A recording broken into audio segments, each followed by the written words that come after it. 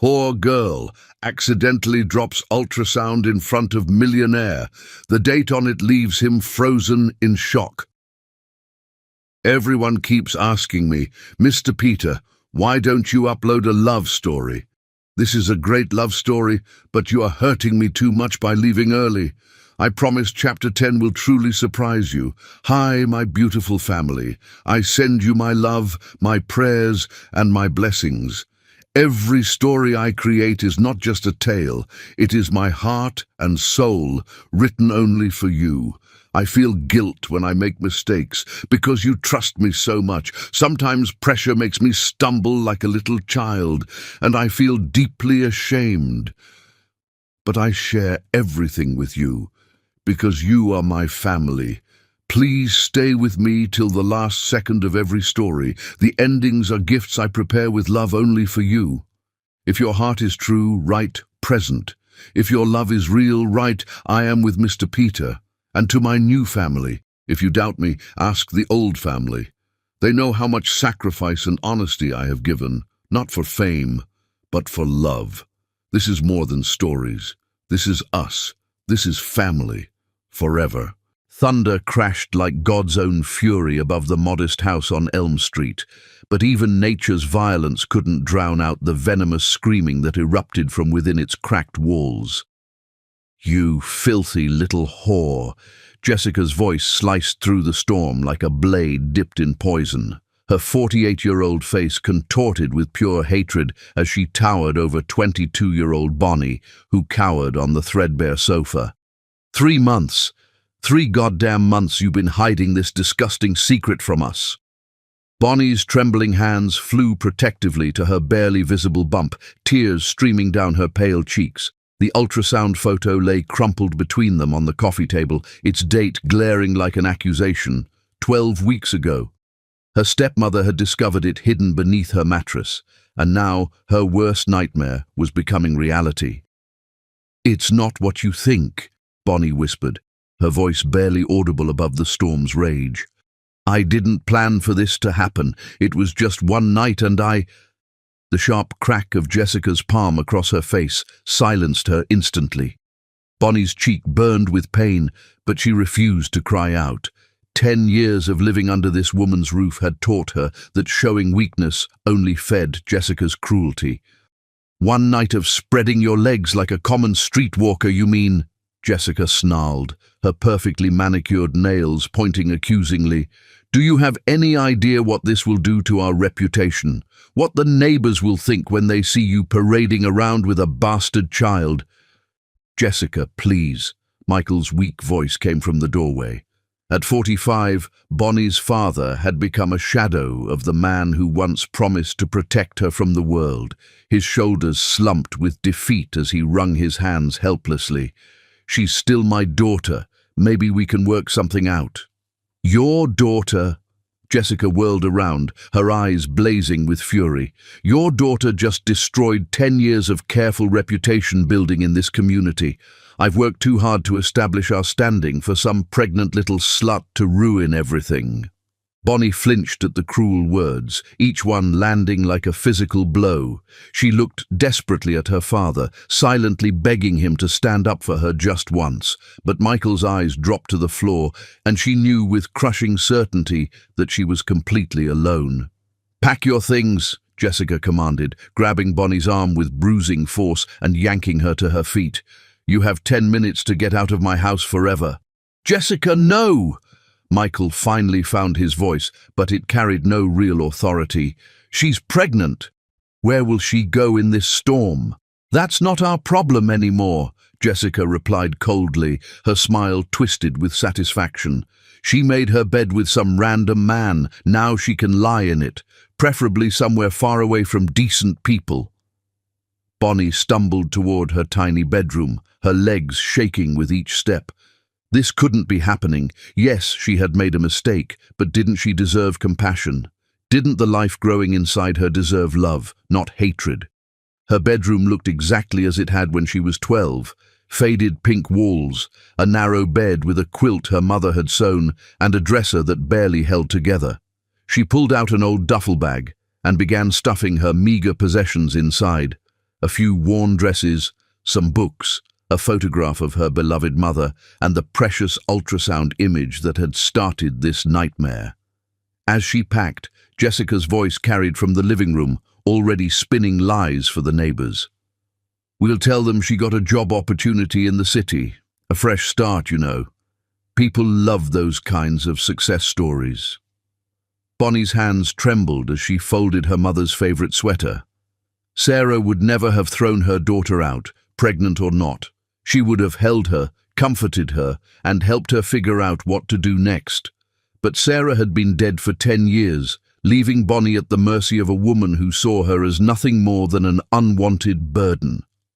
"Time's up," Jessica's shrill voice cut through her memories like a knife. Bonnie shouldered her bag and walked back to the living room with as much dignity as she could muster. Her father stood by the window, his back turned, his shoulders shaking slightly. She wanted to run to him, to make him look at her one last time, but she knew it would only make things worse. "The storm is getting worse," Michael said quietly, still refusing to face her. "Maybe she could stay until morning." "Absolutely not," Jessica snapped. "She leaves now, or I leave and take half of everything with me in the divorce. Your choice, Michael." It wasn't really a choice at all. Michael had always chosen Jessica over Bonnie, and tonight would be no different. Bonnie walked to the door, her hand trembling on the handle. "Daddy?" she whispered, hoping against hope that he would turn around, that he would choose his daughter over his wife just this once.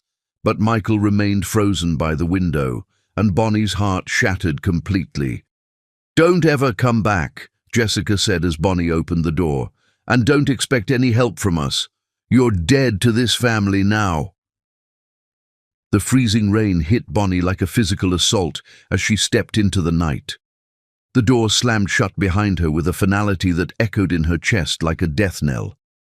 She stood there for a moment, completely soaked within seconds, staring at the house that had never really felt like home anyway.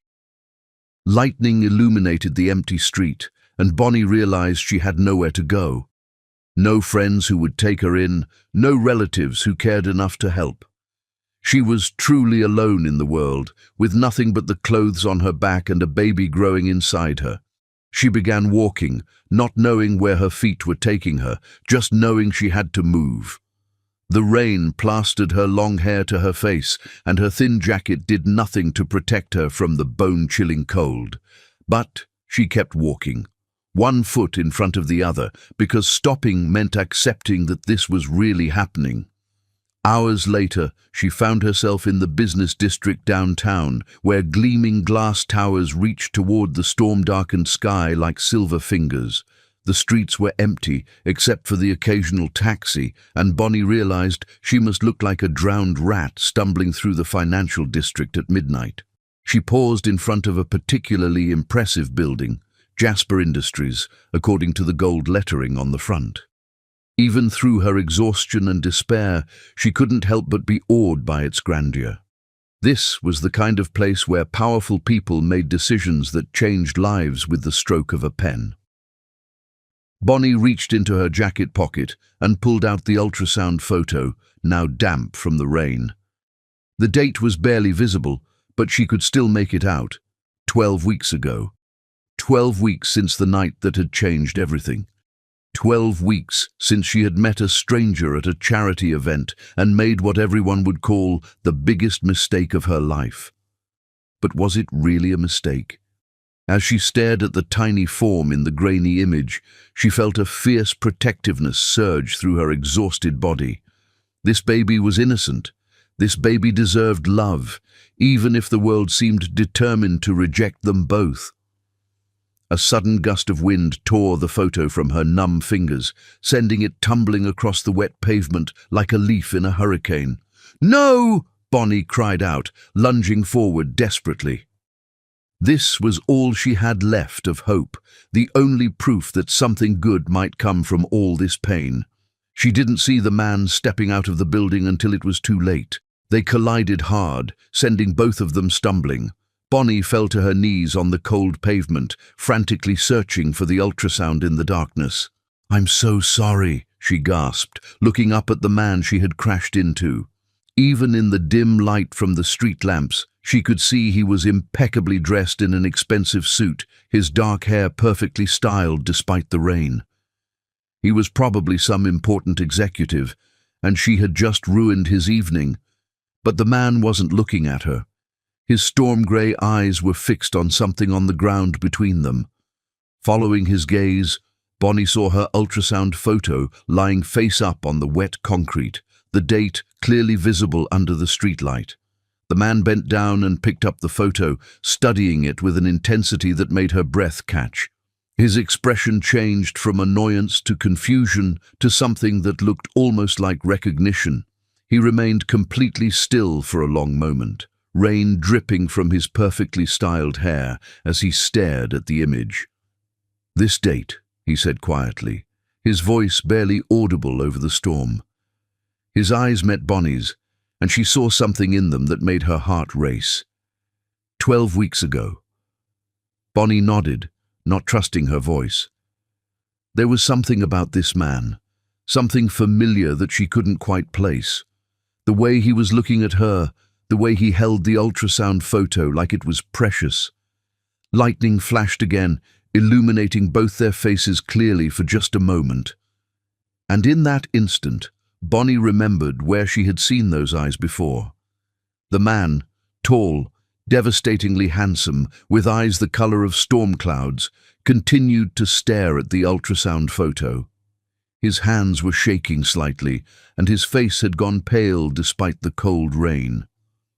"What's your name?" he asked, his voice rough with an emotion she couldn't identify. "Bonnie," she whispered, wrapping her arms around herself as the wind picked up. He looked up at her again, and this time there was no mistaking the recognition in his eyes. "Bonnie," he repeated slowly, as if testing how her name felt on his tongue. "The charity gala. 12 weeks ago." It wasn't a question. It was a statement, and Bonnie felt her world tilt on its axis. This was him. This was the man from that night, the one who had shown her kindness when she felt invisible, who had made her feel beautiful and wanted for just a few precious hours. "Finley?" she breathed, remembering his name now. Finley Jasper nodded slowly, still holding her ultrasound photo. CEO of Jasper Industries, millionaire, one of the most powerful men in the city. And possibly, no, definitely, the father of her unborn child. They stared at each other in the rain, both realizing that this chance encounter was anything but chance.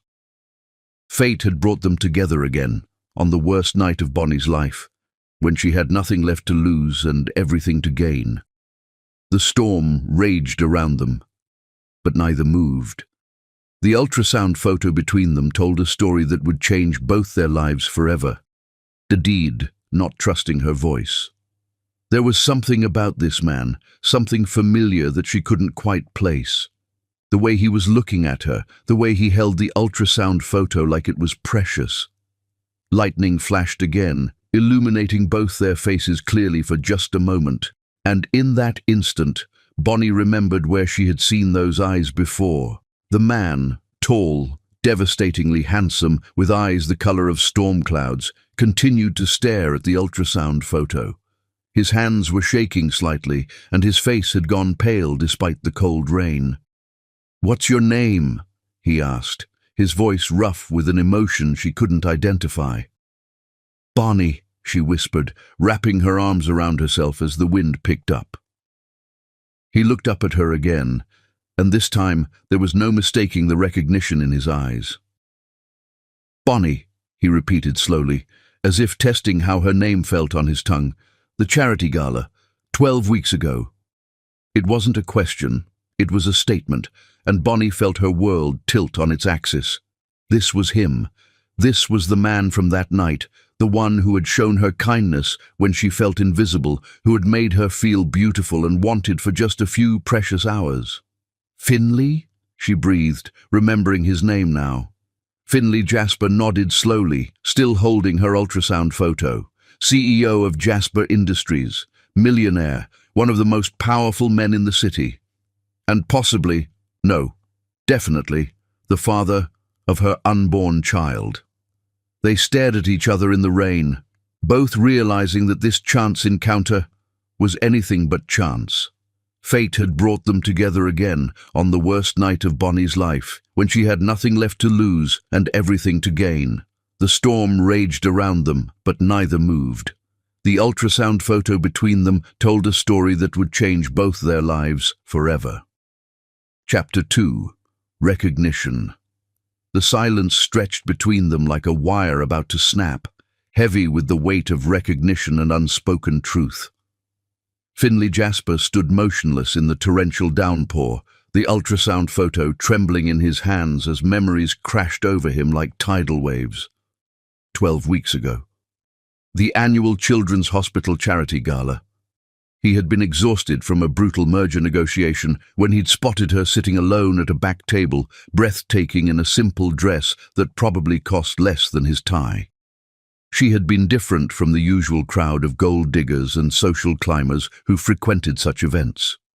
There was something genuine about her, something pure that had drawn him like a magnet. They had talked for hours about everything and nothing, her dreams of becoming a teacher, his complicated relationship with his family, the way the city lights looked from his penthouse window. One magical thing had led to another, and they had spent the night together in his penthouse suite. It had been passionate, tender, and completely life-changing. But when he woke the next morning, she had vanished like a beautiful dream. No note, no number, nothing but her lingering perfume and a memory that had haunted him for months. "Bonnie," he said again, his voice barely a whisper, "you left." She wrapped her arms tighter around herself, shivering in the cold rain. "I didn't belong there," she replied, her voice small and broken. "I was just serving drinks at the event. I wasn't supposed to. We weren't supposed to. But we did." Finley stepped closer, studying her face in the dim streetlight. She looked thinner than he remembered, her cheeks hollow with exhaustion and stress. Dark circles shadowed her eyes, and her clothes were soaked through. "And now you're pregnant." It wasn't an accusation, just a statement of fact. Bonnie nodded, unable to meet his gaze. "I tried to find you," she whispered, "but your company, they said you were traveling, and I didn't know how to reach you. I was just a waitress. Who was I to bother Finley Jasper?" Finley felt something twist in his chest, guilt, regret, and something else he couldn't name. "You should have tried harder." The words came out harsher than he intended, and he saw her flinch. "I mean, if you had reached out, what would you have done?" Bonnie looked up at him then, her eyes flashing with a spark of defiance despite her broken state. "Would you have believed me? Or would you have thought I was just another woman trying to trap a rich man?" Finley opened his mouth to protest, but the words died in his throat. Because honestly, he wasn't sure what he would have thought. His world was full of people who wanted something from him, who saw him as a walking bank account rather than a person. Trust didn't come easily to him. But looking at her now, soaked and shivering, and clearly at the end of her rope, he knew with absolute certainty that this woman wasn't a gold digger. She was scared, alone, and carrying what was most likely his child. "Come with me," he said suddenly, removing his expensive coat and draping it around her shoulders. It swallowed her small frame, but at least it would provide some warmth. "You're freezing, and we need to talk." Bonnie hesitated, clutching the coat around herself. I can't impose. I just needed the photo back. I'll figure something else out." "Figure what out?" Finley's eyes narrowed as he took in her appearance more carefully. The duffel bag slung over her shoulder, her soaked clothes, the desperate way she'd chased after the ultrasound photo. "Bonnie, where were you going tonight?" "It's past midnight, and you're wandering around downtown in a storm." Fresh tears mixed with the rain on her cheeks. I don't have anywhere to go, she admitted, the words seeming to physically pain her. My stepmother. She kicked me out when she found the ultrasound. Said I was a disgrace to the family. Finley felt a surge of anger so intense it surprised him. She threw you out? Tonight? In this weather? While you're pregnant? Bonnie nodded miserably. My father, he didn't stop her. He never stops her. Her voice broke completely then. I don't have anyone else. No friends, no relatives who care. I was just walking, trying to figure out what to do. Without another word, Finley took her arm gently and guided her toward his car, a sleek black Mercedes parked at the curb. You're coming home with me, he said firmly. I can't. Bonnie started to protest. Yes, you can. Finley opened the passenger door and helped her inside, cranking up the heat immediately. We have a lot to discuss, and you need somewhere warm and dry to do it. As they drove through the storm-lashed streets, Finley stole glances at Bonnie. She sat rigidly in the passenger seat, his coat still wrapped around her, staring out at the passing city lights with a lost expression. She looked so young, so vulnerable, and the protective instinct that surged through him was almost overwhelming. Tell me about the pregnancy, he said softly as they stopped at a red light. Are you taking care of yourself? Bonnie turned to look at him, surprise flickering across her features. I try to. I've been to the clinic a few times when I could afford it. The baby seems healthy. She placed a protective hand over her small bump. I've been working extra shifts at the diner to save money, but with Jessica, with my stepmother finding out. You've been working in a diner while pregnant? Finley's jaw tightened. What about prenatal vitamins, proper nutrition, regular checkups? I do what I can, Bonnie said defensively. I'm not stupid, Finley. I know what the baby needs, but I don't exactly have unlimited resources. Finley pulled into the circular driveway of his massive estate, the headlights illuminating the imposing stone facade of the Jasper family mansion. He heard Bonnie's sharp intake of breath as she took in the sheer size and grandeur of the property. This is where you live, she whispered, her eyes wide. It's the family home, Finley replied, parking near the front entrance. I have my own place in the city, but my grandmother lives here, and she's the only family member worth knowing. Bonnie clutched her small bag tighter as they approached the massive front door. Finley, I really don't think this is a good idea. What will your family think? What will they say about me showing up like this? Finley paused with his hand on the door handle, considering her question. His family, his cold, status-obsessed mother Amanda, his arrogant brother Andrew, his spoiled sister Ashley. They would take one look at Bonnie and see exactly what Jessica had seen. A poor girl who'd gotten herself pregnant and was now trying to climb the social ladder. But his grandmother Eleanor was different. She had always been the heart of the family, the one person who valued kindness over status, love over money. If anyone would welcome Bonnie, it would be her. Let me worry about my family, he said finally, opening the door and ushering her inside. The mansion's foyer was a study in old money elegance, marble floors, crystal chandeliers, and a sweeping staircase that curved gracefully to the second floor. Bonnie stopped dead in her tracks, clearly overwhelmed by the opulence surrounding her. Finley? Is that you, dear? An elderly voice called from the sitting room. Yes, grandmother, Finley replied, placing a gentle hand on Bonnie's lower back to guide her forward. I've brought someone I'd like you to meet. Eleanor Jasper appeared in the doorway, a small, elegant woman in her 70s with silver hair and kind eyes. She took in the scene, her grandson standing protectively beside a young, pregnant woman who was clearly in distress, and her expression softened immediately. Oh, you poor dear, Eleanor said, moving toward Bonnie with open arms. Come in, you're absolutely soaked. Finley, what were you thinking bringing this sweet girl out in such weather? It's not his fault, Bonnie said quickly, accepting Eleanor's warm embrace despite her confusion. I was already out in the storm when we met. Eleanor pulled back and studied Bonnie's face with the shrewd eyes of someone who had seen much of life. Were you now? Well, that's a story I'd like to hear. But first, let's get you into some dry clothes and get some hot food in you. You look absolutely exhausted.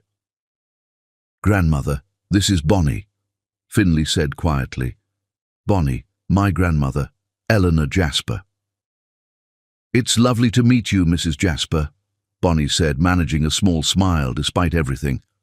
But I really don't want to impose. If I could just— Nonsense, Eleanor said briskly, linking her arm through Bonnie's. Any friend of Finley's is welcome here. Besides, you're clearly in need of some kindness, and I've always had plenty to spare. As Eleanor led Bonnie toward the stairs, chattering about warm baths and hot soup, Finley heard the sound of footsteps from the direction of the sitting room. His heart sank as he recognized the sharp click of his mother's heels on marble. Finley? Amanda Jasper appeared, perfectly coiffed despite the late hour. At 52, she maintained an icy beauty that matched her cold personality, her blue eyes immediately zeroing in on Bonnie. What on earth is going on? Who is this person? Behind her came Andrew and Ashley, both clearly annoyed at being disturbed from their evening entertainment. Andrew was 26, 2 years younger than Finley, with the same dark hair but none of his older brother's depth or compassion. Ashley, 24, was beautiful in a cold, calculating way that reminded Finley uncomfortably of their mother. This is Bonnie, Eleanor said firmly before Finley could speak. She'll be staying with us for a while. Staying with us? Ashley's voice rose an octave. Mother, look at her. She's obviously some kind of charity case, and she's pregnant. We can't have pregnant strays cluttering up the house. Finley felt his temper flare. Ashley. No, it's all right, Bonnie said quietly, stepping back from Eleanor's protective embrace. They're right. I don't belong here. This was a mistake. She turned toward the door, but Eleanor caught her arm gently. You most certainly do belong here, the older woman said firmly, her eyes flashing with uncharacteristic anger as she looked at her other grandchildren. Anyone who needs help is welcome in this house, and I won't hear another word about it. Grandmother, Andrew said with barely concealed disdain, surely you can see that this girl is obviously looking for a handout, probably saw Finley's car and decided to play the victim. Actually, Finley said, his voice deadly quiet, Bonnie and I have met before, and she's not looking for anything except basic human decency, which seems to be in short supply around here. Amanda's eyes narrowed as she studied the interaction between her son and the bedraggled young woman. Something about Finley's protective stance, the way he was looking at Bonnie, set off alarm bells in her socially conscious mind. How do you know this girl, Finley? Amanda asked, her voice sharp with suspicion. Finley met his mother's gaze steadily. That's between Bonnie and me. Everything that happens in this house is my business, Amanda replied coldly. If you're bringing pregnant strays home, I have a right to know why. She's not a stray, Eleanor said firmly, moving to stand beside Bonnie in a show of support. She's a young woman in need of help, and any decent person would offer it without question. Ashley laughed cruelly. Oh, please, grandmother, look at her. Cheap clothes, no wedding ring, obviously from the wrong side of town. How much do you want to bet she doesn't even know who the father is? Bonnie flinched as if she'd been slapped, her face going pale. Finley stepped forward, his eyes blazing with anger. That's enough, he said dangerously. One more word, Ashley, and you can find somewhere else to live. You can't kick me out of the family home, Ashley protested. Actually, I can, Finley replied, since I'm the one who pays for your lifestyle. An uncomfortable silence fell over the group. It was true. Finley was the CEO of Jasper Industries, the one who had built the family fortune into what it was today. Without his success, none of them would be living in such luxury. Eleanor broke the tension by placing a protective arm around Bonnie's shoulders. "Come along, dear," she said gently. "Let's get you settled. The rest of this family can remember their manners or find somewhere else to be." As Eleanor led Bonnie up the stairs, Finley heard his grandmother murmuring soothingly to the younger woman. "Don't mind them, sweetheart. They've forgotten what it means to be human. But you're safe now. I'll make sure of it." Finley watched them go, his heart heavy with conflicting emotions. The baby Bonnie was carrying was most likely his, which meant he was about to become a father. But more than that, seeing her again, seeing her strength in the face of such cruelty, he realized that what he'd felt for her 12 weeks ago hadn't been just a passing attraction. He was falling for her all over again, and this time, he wasn't going to let her slip away.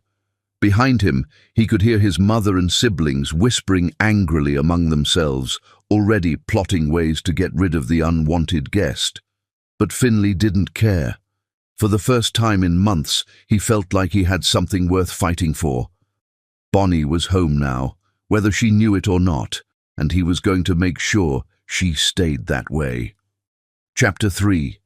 The only allied dawn broke through the tall windows of the Jasper mansion like liquid gold, but Bonnie had barely slept a wink.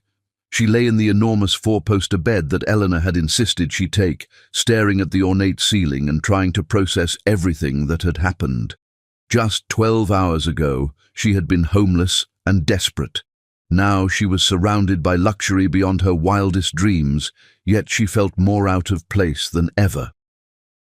The bedroom Eleanor had given her was larger than the entire living room in her father's house. Rich burgundy drapes framed windows that overlooked perfectly manicured gardens, and the furniture looked like it belonged in a museum. But despite the comfort, Bonnie couldn't shake the feeling that she was an intruder in this world of wealth and privilege. A soft knock at the door interrupted her thoughts. "Come in," she called, sitting up and smoothing down the silk nightgown Eleanor had lent her. "Good morning, sweetheart." Eleanor entered carrying a silver tray laden with food. "I thought you might be hungry. You hardly ate anything last night." Bonnie's stomach growled in response to the delicious smells wafting from the tray. "Mrs. Jasper, you don't need to wait on me. I can come down to the kitchen." "Nonsense." Eleanor set the tray on the bedside table and settled into the nearby armchair. "And please, call me Eleanor. We're going to be friends, I can tell." As Bonnie gratefully accepted the plate of fresh fruit, scrambled eggs and toast, Eleanor studied her with kind but shrewd eyes. "Now then, dear, would you like to tell me how you really know my grandson?" Bonnie nearly choked on her orange juice. We met at a charity event." "Yes, I gathered that much from the conversation last night." Eleanor smiled gently. "But there's more to the story, isn't there? The way Finley looked at you, the way he immediately brought you home. That's not typical behavior for my grandson, I assure you." Heat flooded Bonnie's cheeks. She had hoped to avoid this conversation, but Eleanor's perceptive gaze told her there was no point in lying. We spent the night together, after the gala. It was just one night, and I left the next morning. I didn't think I'd ever see him again." Eleanor nodded thoughtfully. "And the baby?" "Is his," Bonnie whispered, placing a protective hand over her bump. "I tried to contact him when I found out, but I couldn't get through to him. His company wouldn't take my calls." "Oh, my dear child." Eleanor reached over and squeezed Bonnie's free hand. "That must have been terrifying, facing this alone." Tears pricked at Bonnie's eyes. When was the last time someone had shown her such genuine compassion? "I managed. I've been working extra hours, saving what I could, but when Jessica found the ultrasound—" "Jessica?" "My stepmother. She's not a kind woman." Bonnie's voice grew quiet. "She's made my life difficult since she married my father when I was 12, but last night was the worst it's ever been." Eleanor's expression hardened. "She threw you out because you're pregnant." Bonnie nodded, unable to speak past the lump in her throat. Eleanor's face flushed with anger. That woman should be ashamed of herself. What kind of person abandons a pregnant girl? The same kind who's been making my life miserable for 10 years, Bonnie said bitterly. Then she caught herself. I'm sorry, I shouldn't speak badly about family. Family is supposed to love and protect you, Eleanor said firmly. What that woman did isn't family behavior. It's cruelty, plain and simple. Before Bonnie could respond, raised voices echoed from somewhere in the house. Eleanor sighed deeply. That would be Amanda and the children, no doubt discussing your presence. I'm afraid they weren't raised with much compassion. As if summoned by their conversation, sharp footsteps echoed in the hallway, followed by Amanda's cold voice. Mother, we need to talk. Amanda entered without waiting for permission. Her perfect blonde hair already styled, despite the early hour. Behind her trailed Ashley, looking as coldly beautiful as her mother. Good morning, Amanda. Ashley, Eleanor's voice was noticeably cooler. I trust you slept well.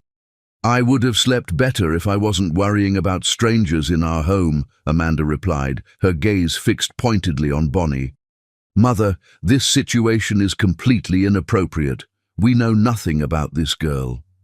Her name is Bonnie, Eleanor said sharply, and she's a guest in this house. Ashley stepped forward, her designer outfit making Bonnie acutely aware of the borrowed nightgown she wore. A guest? Really, grandmother? She's obviously some sort of gold digger who's latched onto Finley, probably saw him coming out of the building and staged the whole encounter. That's not true, Bonnie said quietly, but Ashley continued as if she hadn't spoken. Look at her. Cheap clothes, no education, no class. She's exactly the type who would try to trap a wealthy man with a pregnancy. Eleanor stood abruptly, her small frame radiating fury. Ashley Marie Jasper, you will apologize this instant. I will not. Ashley lifted her chin defiantly. Someone needs to say what we're all thinking. This girl doesn't belong here. Amanda placed a restraining hand on her daughter's arm, but her own expression remained cold. Mother, while Ashley could have been more diplomatic, she's not wrong. This young woman's presence creates complications. What will people think when word gets out that Finley is harboring some pregnant girl of questionable background? I don't care what people think, Eleanor snapped, and neither should you. Easy for you to say, Ashley muttered. You don't have to face the country club gossips. Bonnie had heard enough. She set down her plate with shaking hands and stood up. You're right, she said quietly. I don't belong here. I'll pack my things and go. You'll do no such thing, Eleanor said firmly, but Bonnie was already moving toward the dresser where her meager belongings had been placed. Really, it's better this way, Bonnie said, trying to keep her voice steady. I appreciate your kindness, Eleanor, but they're right. I'm not part of this world. Bonnie, Eleanor started, but Amanda cut her off. Actually, Mother, perhaps the girl is showing some sense after all. That's when Ashley made her cruelest move yet. With a malicious smile that would have made a snake proud, she sauntered over to the breakfast tray and deliberately swept it to the floor with vicious force, sending fine china exploding and food splattering across the priceless Persian carpet. Oops, Ashley purred with venomous innocence. How clumsy of me. But I suppose trash like you is accustomed to cleaning up messes, aren't you? The deliberate cruelty of the act hung in the air like poison. Bonnie stared at the broken dishes and ruined food, her hands instinctively moving to protect her belly. This was Jessica all over again. The same calculated meanness, the same pleasure in causing pain. But before anyone could react, Finley's voice cut through the tension like a blade. What the hell is going on here? He stood in the doorway, his hair still damp from a shower, his face thunderous as he took in the scene, Bonnie standing pale and shaken, the broken dishes on the floor, and his sister's triumphant expression. Ashley knocked over the breakfast tray, Eleanor said, her voice tight with controlled anger. Deliberately. Finley's gaze moved from the mess to his sister's face, and something dangerous flickered in his eyes. Is that true? It was an accident, Ashley said, but her smirk gave her away. An accident, Finley repeated slowly. Like your comments last night were an accident? Amanda stepped forward. Finley, we were just trying to make your friend understand that this arrangement isn't appropriate. What's not appropriate, Finley said, his voice deadly quiet, is the way you're treating a pregnant woman who's done nothing wrong except need help. He moved to Bonnie's side, and she was surprised by the comfort his presence brought her. Are you all right? Bonnie nodded, not trusting her voice. But Finley must have seen something in her expression, because his jaw tightened even further. Ashley, he said without taking his eyes off Bonnie, you have exactly 1 minute to apologize, or you can start looking for somewhere else to live. You can't be serious, Ashley gasped. Try me. Finley's tone brooked no argument. And that goes for anyone else who thinks it's acceptable to treat Bonnie with anything less than respect. Amanda's face flushed with anger. Finley, this is still the family home, which I pay for, Finley reminded her, which means my rules apply. The silence stretched taut until Ashley finally spoke, her voice sullen. Fine, I'm sorry for the accident. That's not an apology, Eleanor said sharply. That's barely even words. But Finley held up a hand. It's enough. For now. He turned to Bonnie. Come on, let's get you some fresh air. As they left the room together, Bonnie could hear Ashley hissing angrily to her mother. I can't believe he's choosing some random pregnant girl over his own family. This isn't over. Amanda's voice was ice cold. One way or another, that girl has to go. But Eleanor's voice followed them into the hallway, clear and strong. The only ones who need to go are people who've forgotten how to be decent human beings. Finley led Bonnie through the mansion to a pair of French doors that opened onto a beautiful terrace overlooking the gardens. The morning air was crisp and clean after the previous night's storm, and Bonnie breathed deeply, trying to calm her racing heart. I'm sorry about them, Finley said quietly. They weren't always like this, but money and status have made them cold. Your grandmother is wonderful, Bonnie said, managing a small smile. She's been so kind to me. She has good instincts about people, Finley replied. She liked you immediately. They stood in comfortable silence for a moment, watching the sun climb higher in the sky. Then Finley turned to face her fully. Bonnie, I need to ask you something, and I need you to be completely honest with me. Her heart skipped a beat. What? The baby, he said gently. Are you certain it's mine? The question shouldn't have hurt. It was perfectly reasonable under the circumstances, but somehow it did, cutting deeper than Ashley's cruelty or Amanda's coldness. Yes, she whispered. You're the only man I've ever... The only one. Finley's expression softened. I had to ask, but I believe you. He paused, seeming to gather his thoughts, which means we need to figure out what happens next. Before Bonnie could respond, Eleanor appeared in the doorway. Breakfast is served in the morning room, she announced cheerfully, and I've made it very clear that anyone who disrupts the meal will be eating their next one somewhere else. As they followed Eleanor inside, Bonnie felt a spark of hope.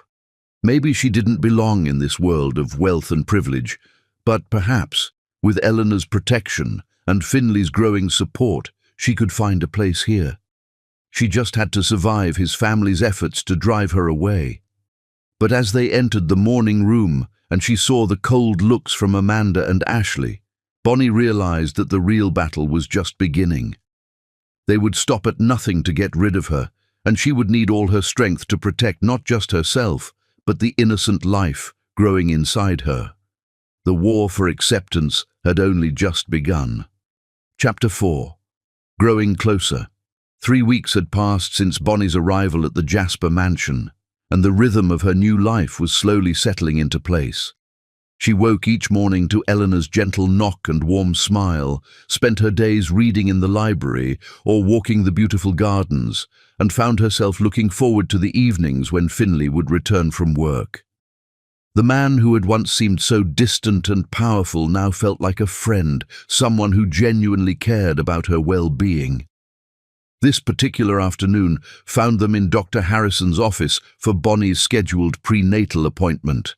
Finley had insisted on coming along, much to the surprise of both Bonnie and the medical staff, who were clearly wondering about their relationship. "Everything looks perfect, Doctor," Harrison announced, sliding the ultrasound wand across Bonnie's growing belly. "Baby is developing beautifully, right on schedule for someone who's 16 weeks along." Bonnie stared at the screen in wonder. The baby was so much bigger than in her first ultrasound, more clearly defined. She could make out tiny fingers and toes, the curve of the spine, the gentle flutter of a heartbeat. "Is that—" Finley leaned forward, his voice filled with awe. "The heart," Dr. Harrison confirmed with a smile. "Strong and steady. Would you like to hear it?" The sound filled the small room, a rapid, rhythmic whooshing that seemed to echo in Bonnie's chest. She felt tears spring to her eyes as the reality of this tiny life hit her all over again. But it was Finley's reaction that truly moved her. His hand found hers, squeezing gently as he stared at the screen with an expression of pure wonder. When he looked at her, his eyes were bright with unshed tears. "Our baby," he whispered, and the reverent way he said "our" sent electric shivers through Bonnie's entire being. Without conscious thought, she guided his hand to her belly, pressing his palm against the exact spot where the doctor had been examining. For a breathless eternity, they remained connected like that, united by this tiny miracle they had created in a moment of perfect love.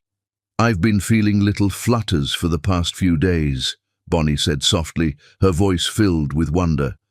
"Just tiny movements, like butterfly wings."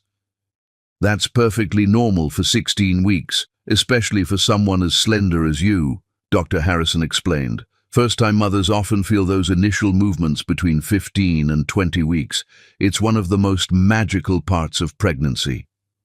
Finley's face blazed with such happiness that Bonnie felt her own heart soar.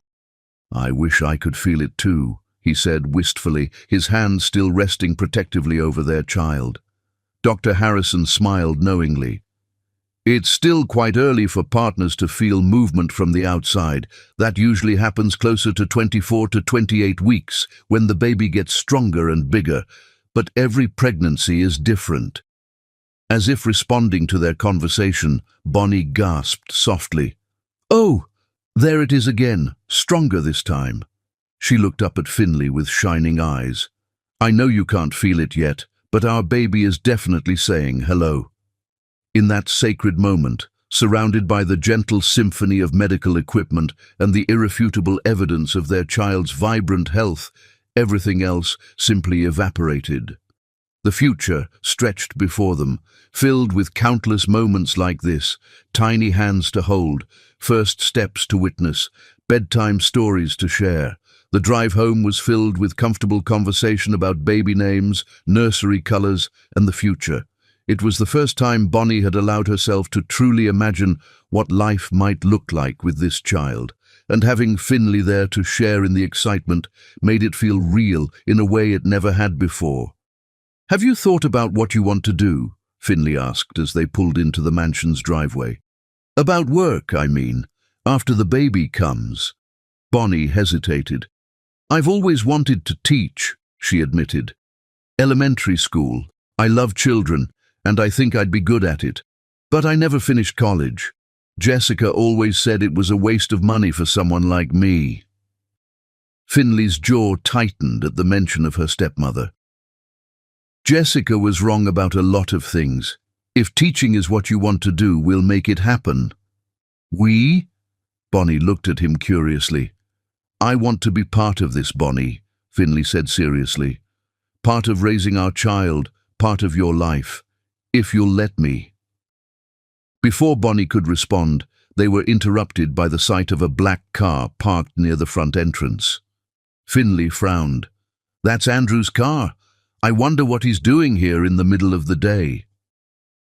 They found Andrew in the main sitting room with Amanda and Ashley, all three of them wearing expressions of barely contained excitement. Eleanor sat across from them, her face carefully neutral, but her eyes flashing with warning. "Finley," Amanda rose as they entered. "Perfect timing. We have wonderful news." "What kind of news?" Finley asked suspiciously, keeping Bonnie close to his side. Andrew stepped forward with a self-satisfied smile. "I've been doing some research on your little friend here. Very interesting what you can find when you know where to look." Bonnie felt a chill run down her spine. "What do you mean?" "Well," Ashley said with false sweetness, "it turns out your father has quite the reputation around town. Did you know he's been arrested twice for public drunkenness?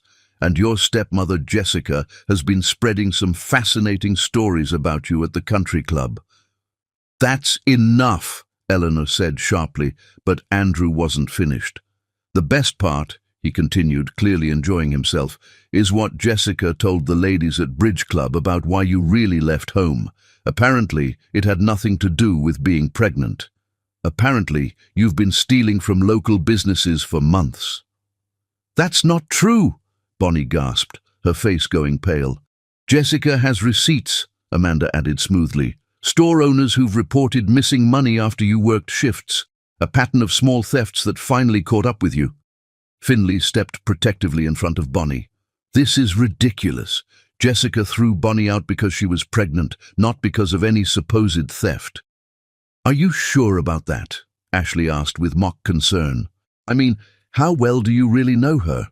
You spent one night together, and now she's living in our house, eating our food, claiming to carry your child." "The baby is mine," Finley said dangerously. "So you say," Andrew shrugged.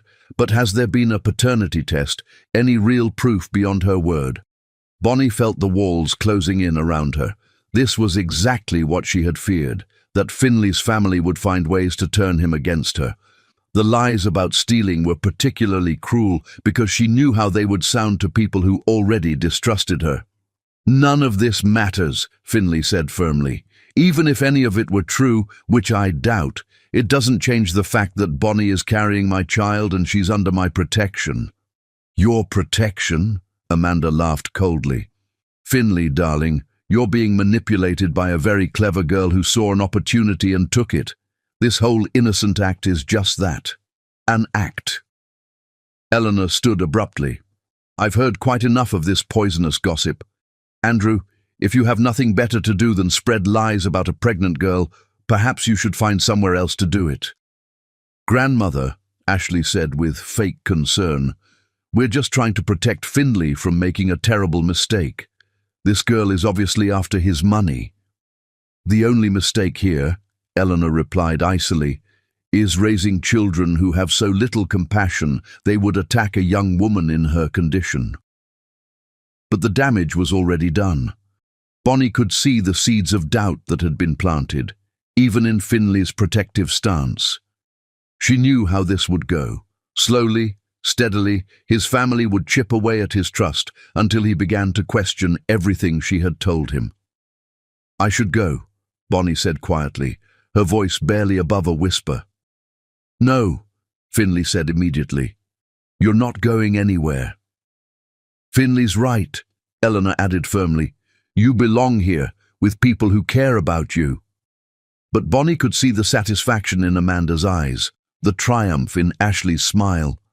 They had accomplished exactly what they set out to do, make her feel unwelcome, unwanted, and unworthy of the life she was starting to build here. As the family continued to argue around her, Bonnie placed a protective hand over her belly, feeling the baby's gentle movements. Whatever happened, she would protect this child, even if it meant walking away from the first real happiness she had known in years. But when she looked up and saw Finley watching her with concern and determination, she realized that maybe, just maybe, she wouldn't have to face this battle alone after all. "We need to talk," Finley said quietly, taking her hand. "All of us. And we're going to settle this once and for all." The confrontation was far from over, but for the first time since Andrew had started speaking, Bonnie felt a flicker of hope. Finley hadn't wavered, hadn't shown any signs of believing his family's lies. Perhaps their growing connection was stronger than she had dared to believe. Chapter 5. Love Blooms. The evening air was crisp with the promise of autumn, as Finley led Bonnie through the mansion's private gardens, away from the toxic atmosphere his family had created inside. "I'm sorry about earlier," he said quietly, his hand warm and reassuring as it held hers. "What they did was unforgivable." Bonnie squeezed his fingers gently. "You don't need to apologize for them. I know you don't believe those lies." "Of course I don't." Finley stopped walking and turned to face her, his eyes intense in the fading light. "Bonnie, I've spent every day with you for the past 3 weeks. I've seen your kindness, your strength, your genuine heart. My family's accusations say more about them than they do about you." They had reached the center of the garden, where a small gazebo sat surrounded by rose bushes that still bloomed despite the cooling weather. Finley guided her to the bench inside, and they sat close together, watching the first stars appear in the darkening sky. "Tell me about your dreams," Finley said softly. "Before all this happened, before the pregnancy, before my family's cruelty, what did you want from life?" Bonnie was quiet for a moment, considering. "I wanted to matter," she said finally. "I wanted to have a job that made a difference.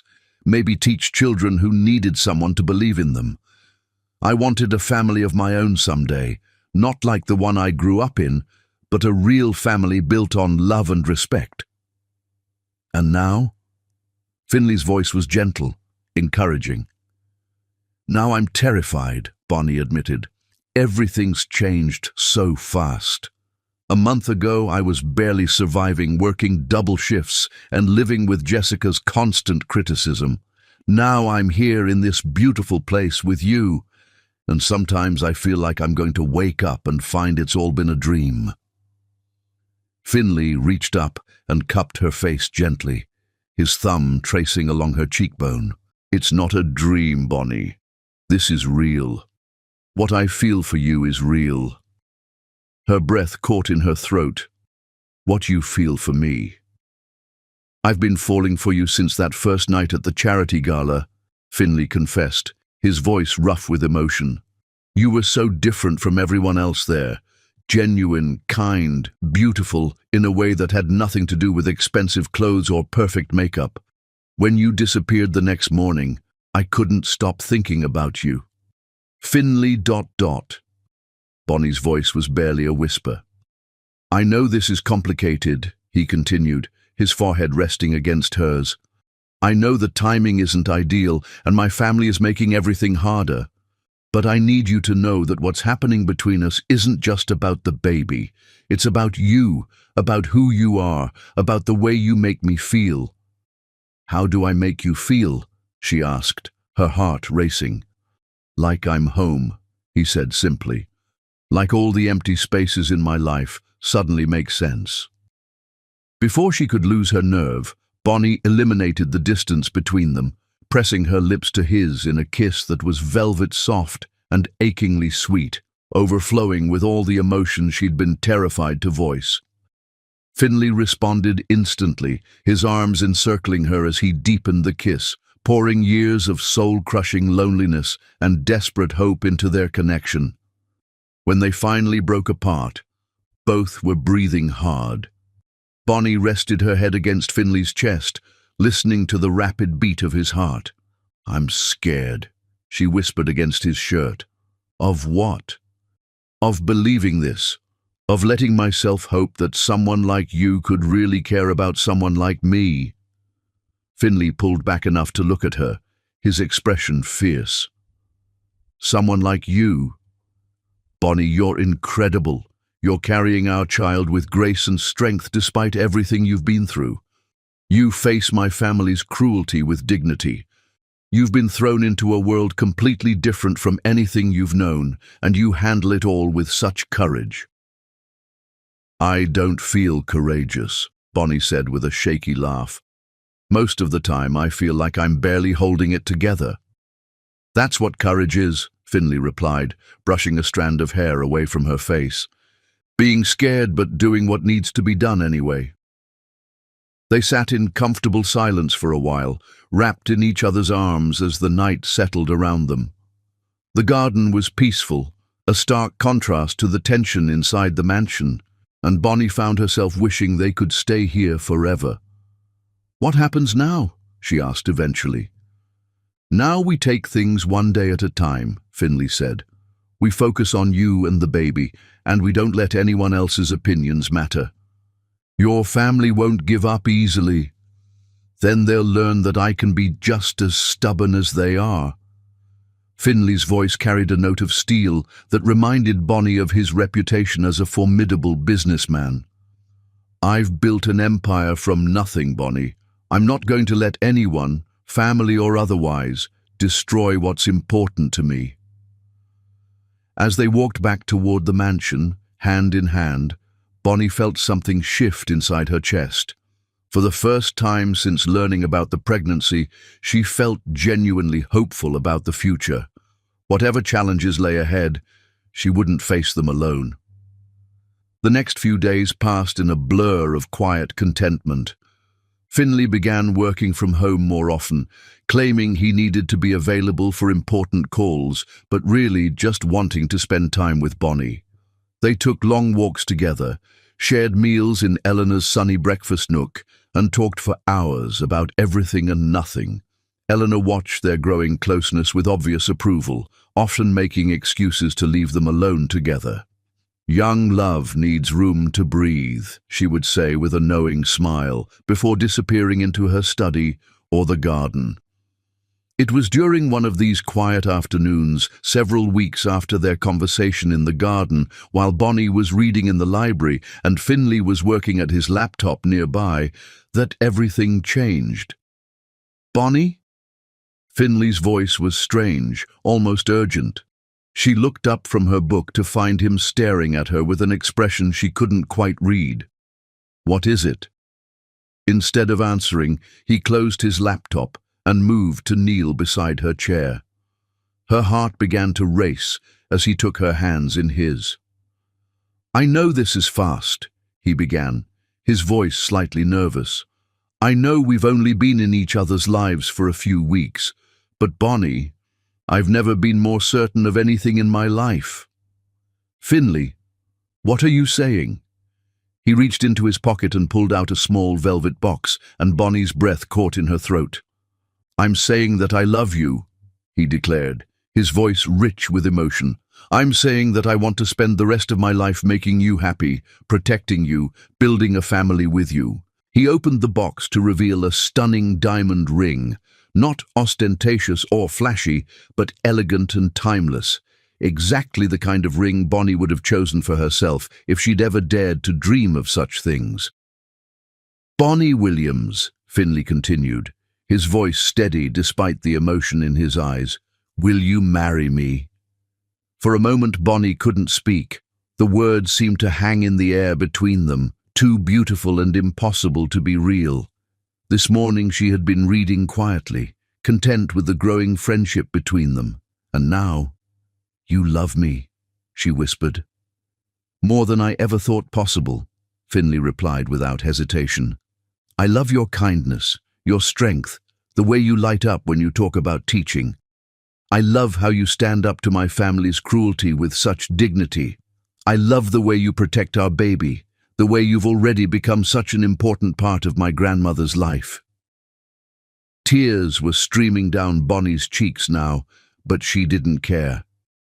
"I love you too," she said, the words tumbling out in a rush. "I've been so afraid to admit it, afraid that someone like you couldn't really want someone like me. But I do. I love you so much it scares me." "Then say yes," Finley urged, his own eyes bright with unshed tears. Say you'll marry me, that you'll let me take care of you and our baby for the rest of our lives." "Yes," Bonnie breathed, laughing and crying at the same time. "Yes, yes, of course, yes." Finley slipped the ring onto her finger with shaking hands, then pulled her into his arms for a kiss that was deeper and more passionate than any they had shared before. When they finally broke apart, both were laughing with pure joy. "I can't believe this is real," Bonnie said, staring at the ring on her finger in wonder. "Believe it," Finley said, pressing his forehead to hers. "You're mine now, and I'm yours. Nothing my family says or does can change that." From the doorway came the sound of gentle applause, and they turned to see Eleanor standing there with tears of happiness in her eyes. "It's about time," she said with a warm smile. "I was beginning to think you two would never figure it out." As Eleanor came forward to admire the ring and offer her congratulations, Bonnie felt a completeness she had never experienced before. She was engaged to the man she loved, carrying his child, and surrounded by at least one family member who truly cared about her happiness. For the first time in her life, she felt like she truly belonged somewhere. But even in her joy, she couldn't shake the feeling that the real battles were just beginning. Chapter 6. Love Deepens. The morning sun streamed through the windows of Finley's private study as he paced back and forth, his phone pressed to his ear, his voice carrying the authority that had made him one of the most respected businessmen in the city. "I don't care what the board thinks about my personal life, Daniel," he said firmly to his business partner. "The merger goes forward as planned, and if anyone has a problem with my engagement, they can take it up with me directly." Bonnie watched from the doorway, her hand unconsciously moving to the engagement ring that still felt like a beautiful dream on her finger. 3 days had passed since Finley's proposal, and word had already begun to spread through their social circles. The reactions had been mixed at best. "The Worthington account?" Finley continued, his jaw tightening. "Tell them that my personal life has no bearing on my professional capabilities, and if they want to take their business elsewhere based on gossip, that's their choice." When he finally hung up, Bonnie could see the tension in his shoulders. She approached quietly, placing her hands on his back and feeling some of the stress leave his body at her touch. "Bad news?" she asked softly. Finley turned in her arms, pulling her close. "Nothing I can't handle. Some of our business associates are concerned about the speed of our engagement. Apparently, marrying a pregnant woman I've known for less than 2 months raises questions about my judgment." Bonnie's heart sank. Maybe they're right. Maybe we are moving too fast. "No," Finley said firmly, cupping her face in his hands. "Bonnie, I've spent my entire adult life making calculated, careful decisions.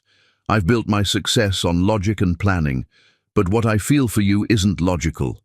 It's essential. You and our baby are the most important things in my world now." Before she could respond, he kissed her gently, and Bonnie felt her doubts begin to melt away. When they broke apart, his eyes were soft with love. "Tell me about your childhood," she said suddenly. "I want to know everything about you." Finley's expression grew distant. "It wasn't a happy time. My father died when I was 10, and my mother—" Amanda changed after that. She became obsessed with maintaining our social status, with appearances and what people thought. Andrew and Ashley learned early that love was conditional on meeting her expectations.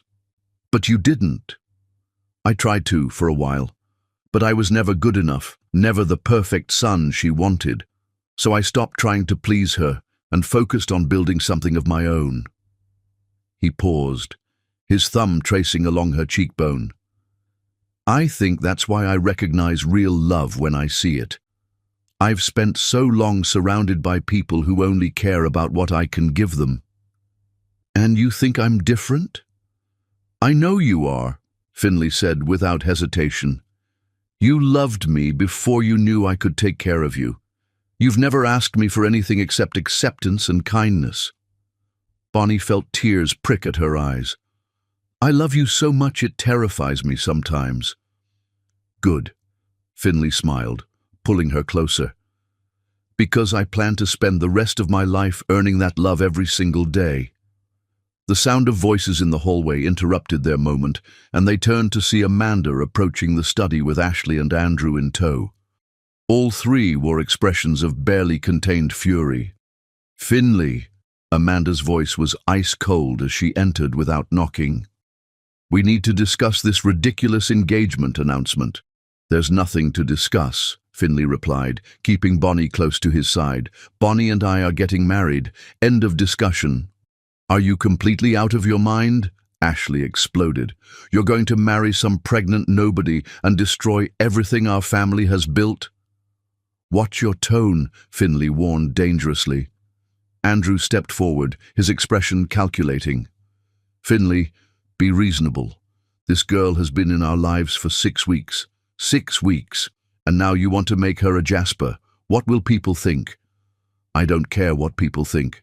Well, you should, Amanda snapped, because your reputation affects all of us. The family name, the business, our social standing, everything is at risk because you can't see past a pretty face and a sob story.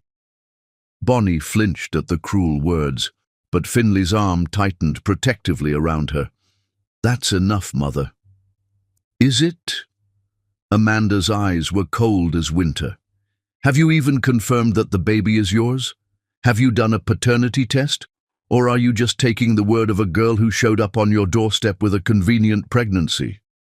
The baby is mine, Finley said through gritted teeth. So you say. But Amanda has a point, Andrew added smugly. A simple DNA test would settle the question once and for all. Unless, of course, your fiancé has something to hide. Bonnie felt her cheeks burn with humiliation. I don't have anything to hide. The baby is Finley's, and if you need a test to prove it, fine. We'll do whatever you want. Bonnie, no! Finley turned to her, his expression pained. You don't have to prove anything to them. Yes, I do, Bonnie said quietly, because they'll never accept me otherwise, and they'll always find ways to make you doubt me. If a test will give us peace, then let's do it.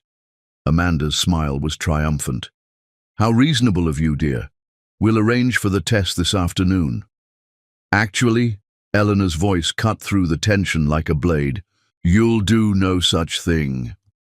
Everyone turned to see the elderly woman standing in the doorway, her small frame radiating authority despite her age. In her hands, she held an ornate wooden box that Bonnie had never seen before. Mother, Amanda said impatiently, this doesn't concern you. Everything that happens in this family concerns me, Eleanor replied, moving into the room with purpose. And I won't stand by while you humiliate a pregnant woman with your suspicions and demands. She approached Bonnie and opened the wooden box, revealing a stunning antique necklace with a pendant that seemed to glow in the morning light. This belonged to my mother and her mother before her. It's been passed down through generations of Jasper women, women who were loved and cherished by their husbands. Eleanor lifted the necklace from the box and turned to Bonnie. I want you to have it, dear. Not because of the baby you're carrying, but because of the woman you are. Because you've brought joy back into my grandson's life and love back into this house. With gentle hands, Eleanor fastened the necklace around Bonnie's neck. The weight of it was substantial, and Bonnie could feel the history and love it represented. Mother, you can't be serious, Amanda gasped. That necklace is a family heirloom. And Bonnie is family, Eleanor said firmly. She's going to be Finley's wife and the mother of his child. She deserves to be treated with respect and love, not subjected to your cruel suspicions. Ashley's face was red with anger. This is insane. You're all acting like this girl is some kind of saint when she's obviously just a gold digger who got pregnant on purpose. That's it, Finley's voice was deadly quiet. Ashley, you have until tonight to find somewhere else to live. I won't have you in this house speaking to my fiancé that way. You can't kick me out. Watch me. Finley's expression was stone cold. And that goes for anyone else who thinks it's acceptable to treat Bonnie with anything less than the respect she deserves. An uncomfortable silence fell over the room. Amanda's face was flushed with fury, but she seemed to realize that Finley was serious about his threats. "This isn't over," she said finally, her voice tight with controlled rage. "Yes, it is," Eleanor said calmly. "Finley has made his choice, and it's a good one. Anyone who can't accept that is welcome to leave." As Amanda, Andrew, and Ashley filed out of the room, their faces dark with anger, Eleanor turned to Finley and Bonnie with a warm smile. "Now then," she said cheerfully, "shall we start planning a wedding?" That evening, Finley led Bonnie to his private quarters for the first time. The suite was elegant but comfortable, decorated in warm earth tones that made it feel like a sanctuary from the rest of the mansion. "Are you sure about this?" Bonnie asked nervously as they stood in his bedroom. "Your family already thinks I'm trying to trap you.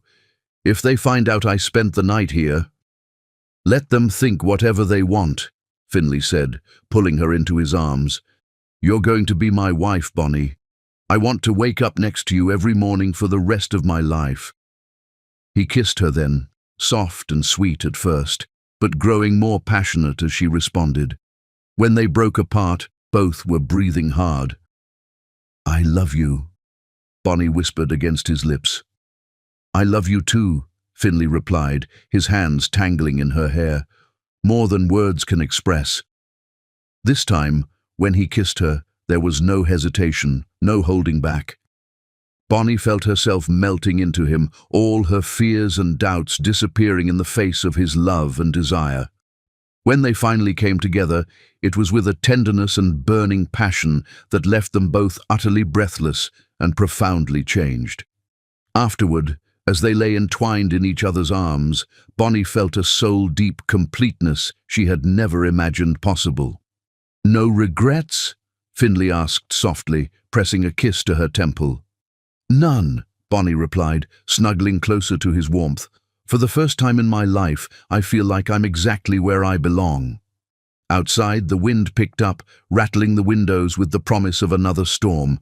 But inside, wrapped in Finley's arms, with their baby growing safely between them and Eleanor's family heirloom around her neck, Bonnie felt nothing but peace. She was home at last, and no amount of family opposition could change that. She was a Jasper now, in all but name, and she would fight for her place in this family with everything she had. The battle lines had been drawn, but love would be her armor, and Finley would be her strength. Together, they could weather any storm. Chapter 7. The Proposal. The golden hour of sunset painted the mansion's rooftop terrace in shades of amber and rose, creating a scene so breathtaking that Bonnie could hardly believe it was real.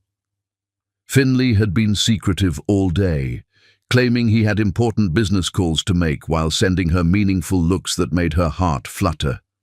Eleanor had been equally mysterious, insisting that Bonnie spend the afternoon being pampered by a team of stylists who had appeared as if by magic. Now, as she stood at the edge of the terrace in a flowing cream-colored dress that accommodated her growing belly beautifully, Bonnie felt like she was living in a fairy tale. Hundreds of white roses had been arranged around the space, their sweet fragrance mixing with the cool evening air. "You look absolutely radiant," Finley's voice came from behind her, warm and full of love. She turned to find him approaching, devastatingly handsome, in a perfectly tailored dark suit.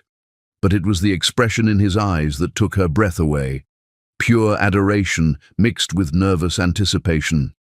"Finley, what is all this?" she asked, gesturing to the romantic setup around them. "This," he said, taking her hands in his, "is me trying to give you the proposal you deserve. The first time was spontaneous, born from love but lacking in romance. You deserve something beautiful, something worthy of the incredible woman you are." As Finley led her to the center of the terrace, where a small table had been set with champagne glasses and a single white rose, Bonnie's heart began to race with anticipation. "When I was a boy," Finley began, his voice soft with memory. My grandmother used to tell me stories about true love, about how someday I would find someone who would make all the loneliness disappear, someone who would see past the money and the name and love me for who I really am. He paused, his thumb tracing gentle circles on her hands. I stopped believing those stories years ago. I convinced myself that love was just a pretty word people used to justify their desires, that real connection was impossible in a world where everyone wanted something from me. Finley ... Bonnie whispered, tears already starting to blur her vision.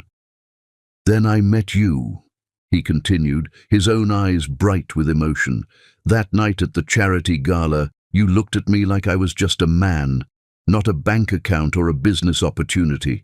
You talked to me about books and dreams and the way the city lights looked from high places. You made me remember what it felt like to be human. The sun was sinking lower now, casting everything in a warm, golden glow that made the moment feel suspended in time. When you disappeared the next morning, I thought I'd lost my chance at something real. I threw myself into work, tried to forget, but I couldn't stop thinking about you, about your laugh, your smile, the way you made me feel like I could be better than I was. Finley released her hands and took a step back, reaching into his jacket pocket. And then fate brought you back to me, carrying our child, needing my help. But what started as obligation became something so much more. He dropped gracefully to one knee, and Bonnie gasped, her hands flying to her mouth in shock. The engagement ring he revealed was utterly magnificent, larger and more exquisite than the first, clearly chosen with meticulous care and boundless love. Bonnie Williams, Finley said, his voice steady despite the emotion in his eyes. You have filled the empty spaces in my life with light and love and hope. You've shown me what it means to want to protect something more precious than money or power. He paused, his love shining in his expression. You've made me a better man, and I want to spend the rest of my life trying to be worthy of you. The tears were flowing freely now, but Bonnie didn't care. The love in Finley's voice, the sincerity in his expression, the romance of this perfect moment, it was everything she had never dared to dream of. Will you marry me? He asked, holding up the ring that caught the last rays of sunlight and scattered them like tiny rainbows. Will you be my wife, my partner, the mother of our children? Will you help me build a family based on love instead of obligation? Yes, Bonnie breathed, her voice choked with tears of joy. Yes, yes, 1,000 times yes. Finley slipped the new ring onto her finger beside the first one, creating a stunning set that sparkled brilliantly in the fading light. Then he stood and swept her into his arms, spinning her around as they both laughed with pure happiness. When he set her down, they were both breathless and grinning like teenagers. I love you so much, Bonnie said, framing his face with her hands.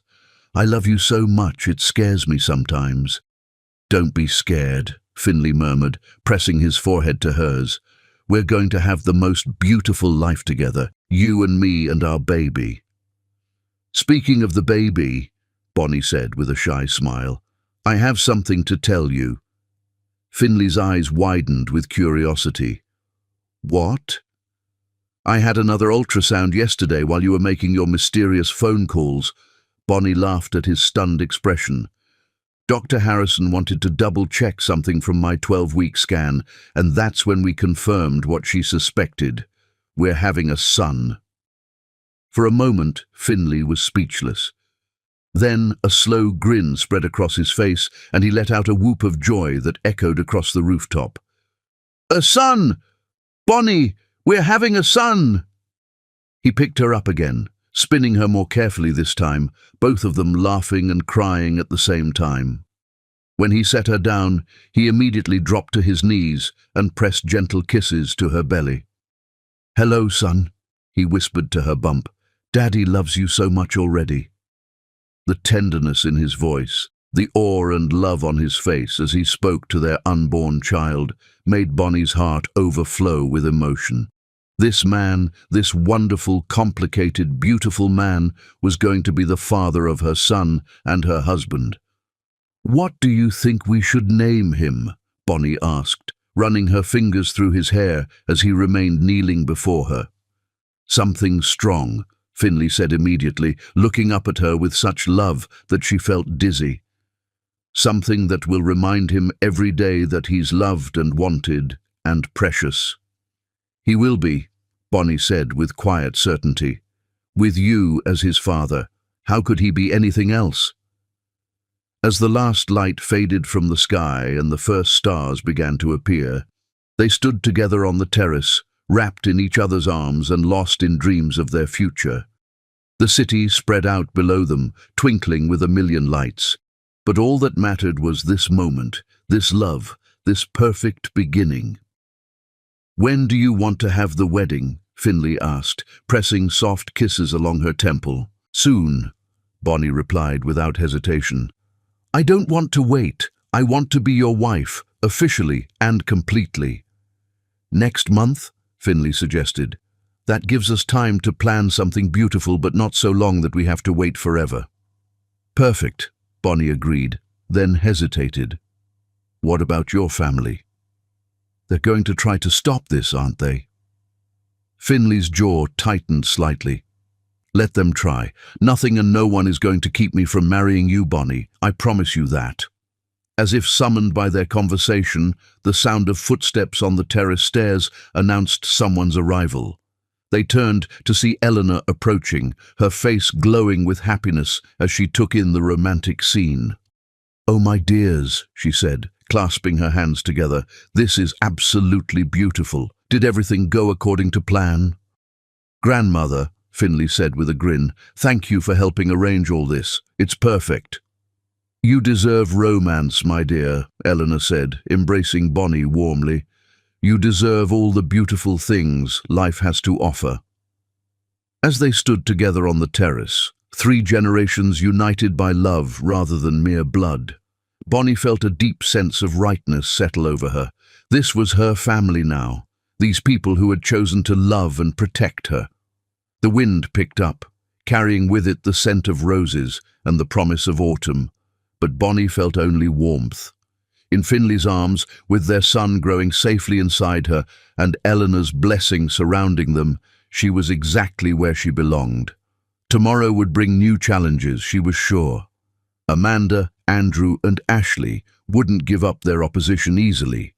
There would be wedding planning to do, business pressures to navigate, and the complicated dynamics of blending her simple background with Finley's sophisticated world. But tonight, none of that mattered. Tonight was perfect, and she intended to hold on to every moment of it. "I love you," she whispered to Finley as they slow danced to music only they could hear. "I love you too," he whispered back, "forever and always." And as the stars wheeled overhead and the city hummed with life below, Bonnie believed with all her heart that forever was exactly what they would have. Chapter 8. The Accusation. The scream that pierced the morning silence 6 weeks later sent ice through Bonnie's veins as she rushed down the hallway toward Eleanor's bedroom, her 6-month pregnant belly making her movements awkward but determined. She found Eleanor collapsed beside her bed, unconscious and terrifyingly pale. The elderly woman's breathing was labored and shallow, and her skin had taken on an alarming greyish pallor that spoke of serious poisoning. "Eleanor!" Bonnie dropped to her knees beside the fallen woman, her hands shaking as she checked for a pulse. It was there, but weak and irregular. "Someone help! Please, someone help!" Footsteps thundered down the hallway as the rest of the household responded to her cries. Finley arrived first, still in his pajamas, his face going white when he saw his grandmother's condition. "Call an ambulance," he ordered, dropping down beside Bonnie. "Now!" Amanda, Andrew and Ashley appeared in the doorway, their expressions ranging from concern to something that looked almost like satisfaction. It was Ashley who spoke first, her voice dripping with false worry. "Oh my goodness, what happened? Was anyone else here when this occurred?" "I found her like this," Bonnie said, her voice shaking. "I heard her scream and came running." "How convenient," Andrew muttered under his breath, but loud enough for everyone to hear. Finley's head snapped up. "What did you say?" "Nothing, brother. Just worried about grandmother, of course." The paramedics arrived within minutes, and the next hour passed in a blur of medical terminology and urgent activity. Eleanor was rushed to the hospital, still unconscious, while the family followed in tense silence. At the hospital, Dr. Peterson emerged from the emergency room with a grim expression that made Bonnie's heart sink. "She's been poisoned," he announced grimly. "Oleander toxin in her bloodstream. We're running comprehensive tests to determine the exact concentration, but her condition is critical." "Poisoned?" Finley's voice was hollow with shock. "How is that possible? Someone gave her something toxic, either deliberately or accidentally. We need to know everything she ate or drank in the past 24 hours. Amanda stepped forward, her face the picture of maternal concern. "Doctor, I'm Eleanor's daughter-in-law. Is there anything specific we should know? Any suspects we should be considering?" The doctor looked uncomfortable. "That's really a matter for the police. They'll want to interview everyone who had access to Mrs. Jasper." As if summoned by his words, 2 police officers appeared in the waiting room. Detective Morris, a stern-faced woman in her 40s, and Detective Chen, a younger man with sharp, observant eyes. "We need to speak with each of you individually," Detective Morris announced. "This is now a criminal investigation." The interviews began immediately. Bonnie sat in the small conference room, her hands protectively cradling her belly as Detective Morris fired questions at her. "You found Mrs. Jasper this morning?" "Yes, I heard her scream and went to check on her." "What time was this?" "Around 7:30. I was getting ready for the day when I heard the noise." "And you were the first person to reach her?" "Yes." Detective Morris made notes in her pad. "Tell me about your relationship with Mrs. Jasper." "She's been wonderful to me, kind, supportive like the grandmother I never had." Bonnie's voice broke slightly, her hand instinctively moving to her 24-week pregnant belly. "She's the only one in this family who's truly welcomed me." "The only one?" Detective Morris looked up sharply. "Are you saying other family members have been hostile toward you?" Bonnie hesitated. She didn't want to make things worse, but she couldn't lie to the police. "There's been some tension. They don't approve of my relationship with Finley." "What kind of tension?" "They think I'm not suitable for him, that I'm only interested in his money." The words tasted bitter in her mouth, but they were true. Detective Morris leaned forward. "Has anyone made specific threats? Suggested you should leave?" "They've made it clear they want me gone, but no direct threats. Nothing like this." The interview continued for another 20 minutes before Bonnie was released. As she walked back to the waiting room, she could hear raised voices from one of the other conference rooms where Andrew was being questioned. "Of course there are tensions. The girl showed up pregnant, claiming the baby is Finley's, and suddenly she's living in our house and engaged to my brother. Anyone with half a brain would be suspicious." Bonnie's cheeks burned with humiliation. Even now, with Eleanor fighting for her life, they were still trying to paint her as the villain. When all the interviews were complete, the family gathered in the waiting room while Eleanor remained in intensive care. The silence was heavy and accusatory, with meaningful glances being exchanged between Amanda, Andrew, and Ashley. It was Amanda who finally broke the silence. "Well," she said, her voice carefully neutral, "this is certainly a shocking development." "Grandmother is going to be fine," Finley said firmly, but Bonnie could hear the uncertainty in his voice. "Of course she will," Ashley agreed, "assuming whoever did this to her doesn't try again." The implication hung in the air like poison itself. Bonnie felt all eyes turn toward her and her blood ran cold. "What are you suggesting?" Finley asked dangerously. Andrew leaned forward, his expression grave. "Finley, we have to face facts. Eleanor was the only one in this family who supported your relationship with her."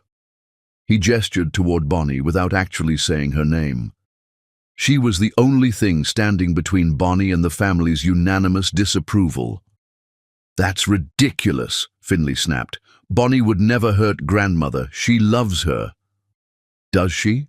Amanda asked quietly.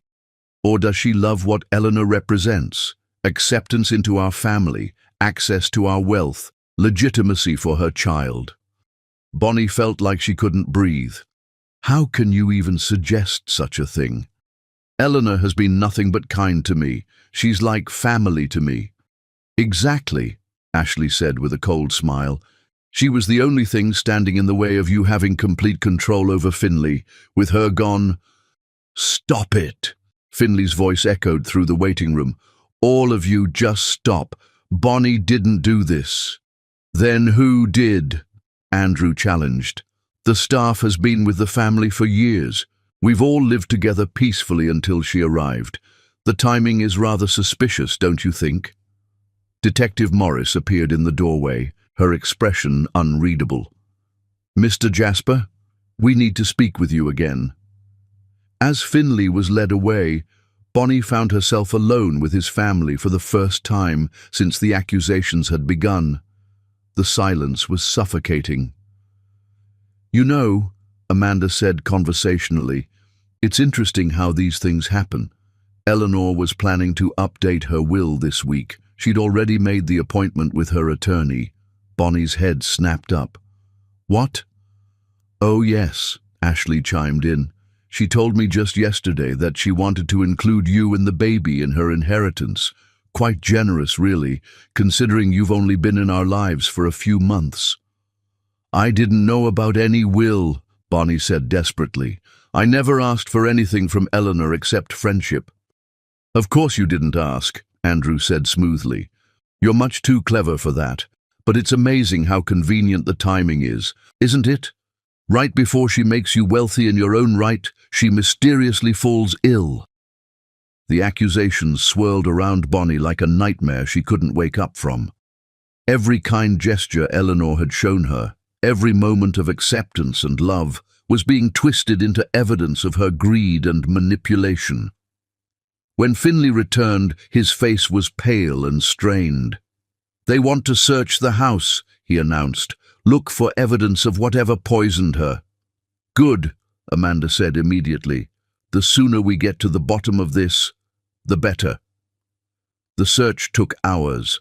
Bonnie sat in the hospital waiting room, watching through the windows as police officers combed through Eleanor's belongings, dusted for fingerprints, and bagged potential evidence. It was Detective Chen who emerged with the devastating news. "We found these in Miss Williams's room," he announced, holding up an evidence bag containing several small vials of what looked like plant extracts, hidden in the back of her dresser drawer. Bonnie stared at the vials in shock. "I've never seen those before in my life." "They contain concentrated oleander extract," Detective Chen continued, "highly toxic and consistent with what we found in Mrs. Jasper's system." "No," Bonnie whispered, her hand moving instinctively to protect her belly. "No, this isn't possible. Someone planted those. I would never hurt Eleanor." But she could see the confusion and pain in Finley's eyes, the way the manufactured evidence was designed to create doubt. The police presence, the planted vials, the family's coordinated accusations. It was a carefully orchestrated attack meant to destroy their bond. "I think," Detective Morris said quietly, "we're going to need you to come with us, Miss Williams." As the handcuffs clicked around her wrists, Bonnie looked desperately at Finley. "You have to believe me," she pleaded. "I didn't do this. I love Eleanor. I would never hurt her." Finley stood frozen, his face a mask of confusion and pain. Behind him, Amanda, Andrew, and Ashley watched with expressions of grim satisfaction.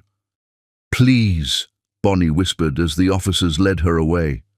"Please don't let them destroy what we have. I'm innocent, you have to believe me." But as the hospital doors closed behind her, Bonnie wasn't sure anyone believed her anymore, not even the man she loved. Chapter 9. The Darkest Hour. The merciless fluorescent lights in the police station interrogation room buzzed overhead like angry wasps, casting harsh shadows that made Bonnie feel exposed and defenseless as she sat across from Detective Morris, her 24-week pregnant belly a constant reminder of everything she stood to lose. "Let's go through this one more time, Miss Williams," Detective Morris said, her voice professionally neutral but tinged with suspicion. "You claim you've never seen these vials before, yet they were found in your personal belongings." Bonnie's hands trembled as she stared at the evidence bag containing the oleander extract. 6 hours of questioning had left her exhausted and emotionally drained, but she refused to break. "I told you, someone planted them there. I would never hurt Eleanor. She's been nothing but kind to me." "Yet you stand to inherit significantly from her will," Detective Chen interjected from his position by the door. "A will that was scheduled to be updated this week to include you and your unborn child." "I didn't even know about the will." Bonnie's voice cracked with frustration. "Eleanor never mentioned it to me." "Convenient," Detective Morris made a note in her file. "Tell me about your relationship with the other family members. We understand there's been significant tension since your arrival." Bonnie closed her eyes, feeling the weight of the accusations that had been building for months. "They've made it clear they don't want me there. They think I'm after Finley's money." "Are you?" The blunt question hit like a physical blow. "Number, I love him. I loved him before I even knew who he was. Yet you ended up pregnant after one night with a millionaire. Some might call that opportunistic." Bonnie's cheeks burned with shame, not for what she'd done, but for how it was being twisted. "It wasn't like that. What happened between us was real, unexpected. I didn't plan any of this." The questioning continued relentlessly. Outside, Bonnie could see through the small window that night had fallen, which meant she'd been here for nearly 12 hours. Her back ached from the uncomfortable chair, and the baby was moving restlessly, as if sensing her distress. "I need to use the bathroom," she said finally. Detective Morris nodded curtly. "Officer Johnson will escort you." In the harsh light of the police station bathroom, Bonnie caught sight of herself in the mirror and barely recognized the woman staring back. Her face was pale and drawn, her eyes red-rimmed from exhaustion and tears. The engagement rings on her finger felt heavy, mocking her with their promise of a happiness that seemed to be slipping away. When she returned to the interrogation room, Detective Morris was speaking quietly with someone outside. Through the slightly open door, Bonnie caught fragments of conversation. "Family attorney is here, wants to press charges. Enough evidence to—" Her heart sank. Finley's family wasn't content with just having her arrested. They wanted her prosecuted to the full extent of the law. "Miss Williams," Detective Morris returned, her expression more serious than before. "I have some updates on Mrs. Jasper's condition." Bonnie leaned forward anxiously. "Is she—" "She's stable, but still unconscious. The doctors say the next 24 hours are critical." Detective Morris sat down heavily. "Her family has provided us with some additional information about recent events in the household." "What kind of information?" "According to Mr. Andrew Jasper, you were seen near Mrs. Jasper's room several times in the past week, including late at night when you claimed to be asleep." "I was checking on her," Bonnie protested. "She's been my friend. Sometimes she has trouble sleeping and we'd talk." "Convenient opportunities to slip something into her nightly tea." "I never— Eleanor makes her own tea. I wouldn't even know how to—" But even as she said it, Bonnie remembered the nights when Eleanor had asked her to help prepare her bedtime routine. The innocent moments of friendship were being twisted into evidence of premeditation. Miss Ashley Jasper also reports that you've been asking questions about the family's financial arrangements, Detective Chen added, showing unusual interest in inheritance matters. That's not true. Bonnie's voice rose with desperation. I've never asked about money. I don't care about their money. Yet you're engaged to one of the wealthiest men in the city, Detective Morris observed, pregnant with a child that will secure your financial future regardless of whether the marriage proceeds. The cold calculation in her voice made Bonnie feel sick. Everything she'd thought was love and acceptance was being reframed as manipulation and greed. A knock on the door interrupted the interrogation. Officer Johnson entered and whispered something to Detective Morris, whose eyebrows rose slightly. "Miss Williams, there's someone here to see you." Bonnie's heart leaped with hope. "Finley, your attorney." A middle-aged woman in a crisp suit entered the room, introducing herself as Sarah Mitchell from the Public Defender's Office. As she sat beside Bonnie and reviewed the charges, Bonnie felt her world crumbling around her. Attempted murder in the first degree and conspiracy to commit murder. Attorney Mitchell read from her notes. The evidence is largely circumstantial, but the poison being found in your room is problematic. Someone planted it there, Bonnie insisted. Amanda, Ashley, Andrew, any of them could have done it. They want me gone. That's a serious accusation. Do you have any proof of their animosity beyond verbal disagreements? Bonnie thought desperately about the months of cruel comments, deliberate humiliations and family meetings where she'd felt like an unwelcome intruder. But how do you prove a pattern of emotional cruelty? How do you document the way someone looks at you with disgust, or the calculated nature of their kindness when others are watching? "They've been trying to turn Finley against me since the day I arrived," she said finally, "but they've been clever about it. Never anything direct enough to be called evidence." Attorney Mitchell made notes, but her expression remained skeptical. "Miss Williams, I have to ask, is there any possibility that your fiancé arranged for this evidence to be planted? Any reason he might want you out of the picture?" The question hit Bonnie like a physical blow. Never. Finley loves me. Men have been known to change their minds, especially when family pressure mounts. And you do represent a significant financial liability if you were to divorce and claim support for the child. "You don't understand," Bonnie said desperately. "Finley isn't like that. He's been protecting me from his family, defending me." But even as she said it, doubt crept in. Where was Finley now? Why hadn't he come to see her? Why hadn't he posted bail or hired her a better attorney? Hours passed. The interrogation resumed, covering the same ground over and over until Bonnie felt like her mind was fragmenting. Every memory was being dissected, every interaction with Eleanor re-examined through the lens of suspicion. It was nearly dawn when Detective Morris finally closed her file. "Miss Williams, you're being formally charged with attempted murder in the first degree and conspiracy to commit murder. Your arraignment is scheduled for tomorrow morning." As they led her to a holding cell, Bonnie caught sight of herself in another mirror. The woman staring back looked broken, defeated. Her hands moved protectively over her belly, where the baby was shifting restlessly at 24 weeks gestation. "I'm sorry," she whispered to her unborn child. "Mama's in trouble, but I promise I'll find a way to protect you." The holding cell was small and cold, with a narrow bench and a thin blanket that smelled of disinfectant.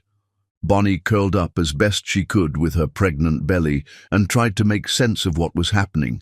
Someone had deliberately poisoned Eleanor and framed her for it. The same people who had been trying to drive her away from the beginning had finally found a way to destroy her completely. But why? What did they gain from Eleanor being hurt? Unless A chill ran down Bonnie's spine as she remembered Amanda's words about Eleanor changing her will. What if this wasn't about getting rid of Bonnie at all? What if Eleanor was the real target, and framing Bonnie was just a convenient way to deflect suspicion? The bail hearing was a nightmare of legal terminology and cold procedural language. Bonnie stood before the judge in an orange jumpsuit that barely fit over her pregnant belly, feeling like she was watching someone else's life fall apart. The fluorescent courtroom lights made her skin look sallow, and she could feel the weight of judgment from everyone present. Given the serious nature of the charges and the defendant's lack of community ties, the prosecutor argued, his voice clinical and detached, we request bail be denied. The defendant poses a flight risk and a potential danger to other family members. Your Honor, Attorney Mitchell countered, standing with more confidence than Bonnie felt. My client is 24 weeks pregnant and has no prior criminal record. She poses no flight risk and has been cooperative throughout this investigation. The judge looked stern as he reviewed the paperwork, his reading glasses perched on his nose. The silence stretched unbearably as Bonnie's future hung in the balance. Bail is set at $500,000. Bonnie's legs nearly gave out. $500,000 might as well have been $5 million. She had no access to that kind of money, no family who could help, no resources beyond what Finley might provide, and Finley was nowhere to be seen. As they led her back to the holding cell, Bonnie saw Amanda, Andrew, and Ashley in the courthouse hallway, speaking quietly with their attorney. Amanda's expression was satisfied, almost triumphant. No sign of the fiancé, she heard Andrew say. Smart man, cutting his losses before it's too late. The words hit Bonnie like daggers. Was that what this was? Had Finley decided she was too much trouble, too much of a liability? Back in her cell, Bonnie lay on the narrow bench and stared at the ceiling. The baby was moving more actively now at 24 weeks gestation, as if sensing her distress. She placed her hands on her belly and tried to project calm and love, even as her own world crumbled around her.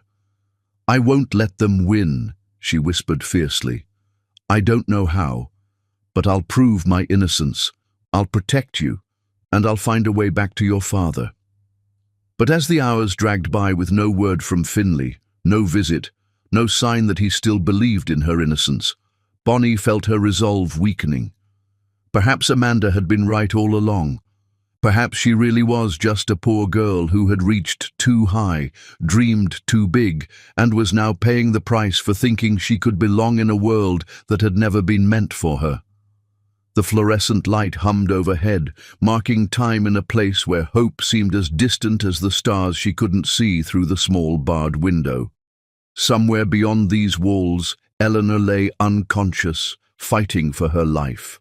Somewhere beyond these walls, the real culprit walked free, and somewhere beyond these walls, the man she loved was making a choice about whether their love was worth fighting for. As night fell again, Bonnie could only wait and pray that when morning came, it would bring answers instead of more accusations, hope instead of despair. But in the darkness of the holding cell, with her baby stirring restlessly inside her and her engagement rings the only reminder of happier times, hope felt like a luxury she could no longer afford. Chapter 10. Truth and New Beginnings. The agonizing sound of Bonnie's cry reverberated through the holding cell as another powerful contraction seized her body, more intense than the last, sending crushing waves of pain through her already depleted frame at 28 weeks pregnant. "Help!" she called out desperately, clutching the metal bars. "Something's wrong! The baby is coming!" The stress of the past 48 hours had pushed her body beyond its limits. At 28 weeks pregnant, the baby was arriving early, triggered by the emotional trauma of false accusations and imprisonment. Officer Johnson rushed to her cell, took one look at Bonnie's pale, pain-stricken face, and immediately called for an ambulance. "Prisoner in labor, requesting immediate medical transport." As the paramedics worked to stabilize her for transport, Bonnie felt another crushing contraction. Through the haze of pain, she could only think of one thing: her baby needed to survive, even if she didn't make it through this nightmare. The ambulance ride was a blur of sirens and medical equipment. At the hospital, they rushed her past the same waiting room where she'd last seen Finley, past the intensive care unit where Eleanor still lay unconscious. "We need to perform an emergency delivery." Dr. Harrison's voice carried urgent authority as they rushed her into the delivery room. "At 28 weeks, this is premature but viable. Alert the NICU team immediately for preterm delivery." But Bonnie's body had other plans. The stress, the fear, the heartbreak, it had all taken its toll. I can't stop it," she gasped between contractions. "Then we deliver safely, Doctor," Harrison said firmly. "Prep the NICU team immediately." As Bonnie fought through the most difficult moments of her life, completely alone and facing the possibility of losing everything she'd ever loved, a different drama was unfolding 3 floors above. Eleanor Jasper's eyes suddenly fluttered open. The elderly woman looked around the intensive care unit in confusion, trying to remember how she'd gotten there. The last thing she recalled was making her morning tea and then feeling violently ill. Mrs. Jasper, the nurse on duty, rushed to her bedside. "You're awake. How are you feeling?" "Confused," Eleanor said weakly.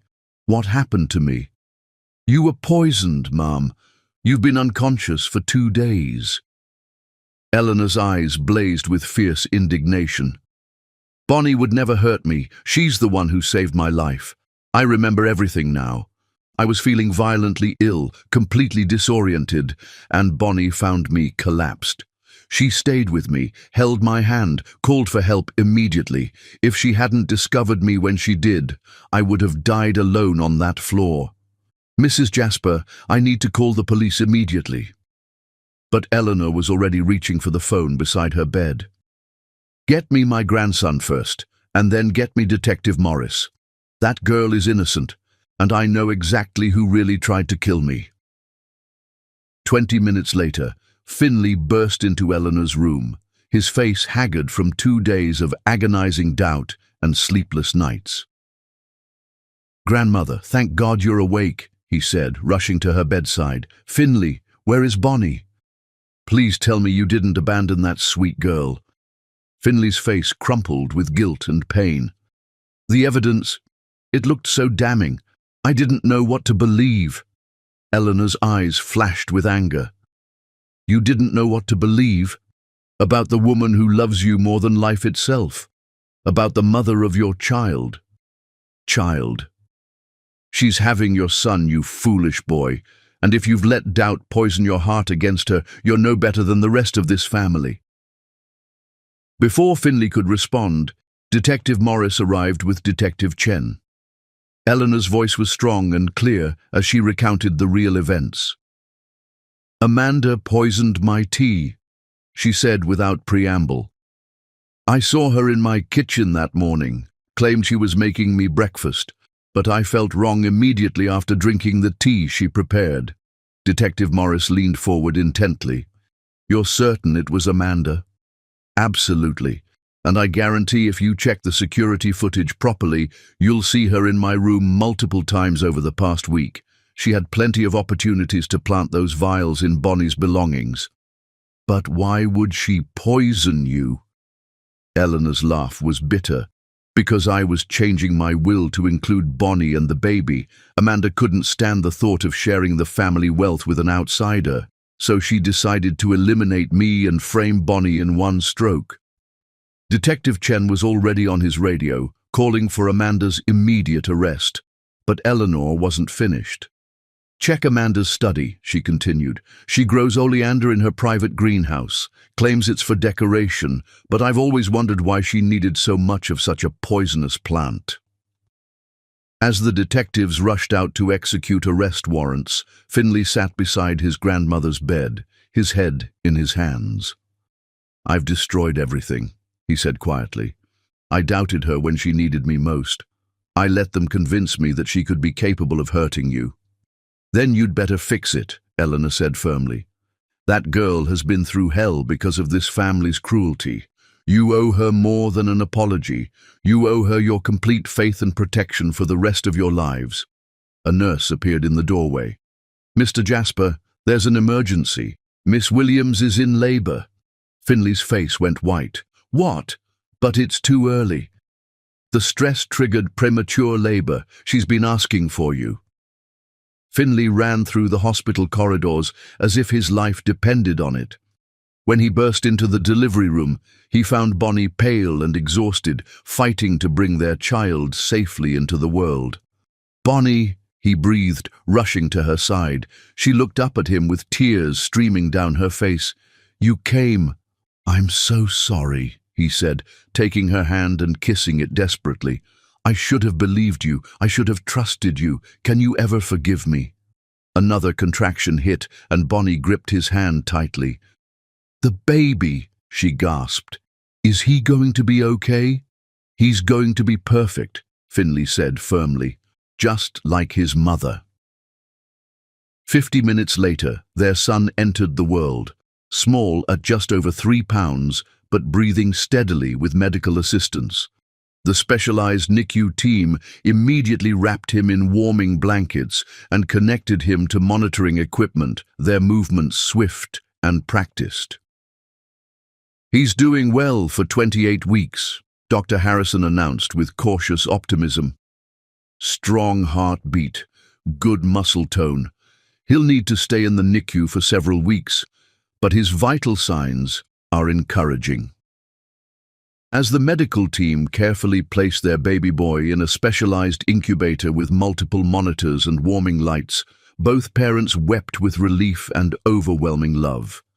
The infant was tiny but alert, his delicate features clearly visible through the clear walls of his protective chamber as machines helped support his developing lungs. He's beautiful, Bonnie whispered, exhausted but radiant, watching through the incubator's clear walls as their son was connected to monitors. Just like his mother, Finley repeated, pressing a gentle kiss to her forehead while holding her hand as they both gazed at their precious baby. The next morning, news of Amanda's arrest spread through the hospital and beyond.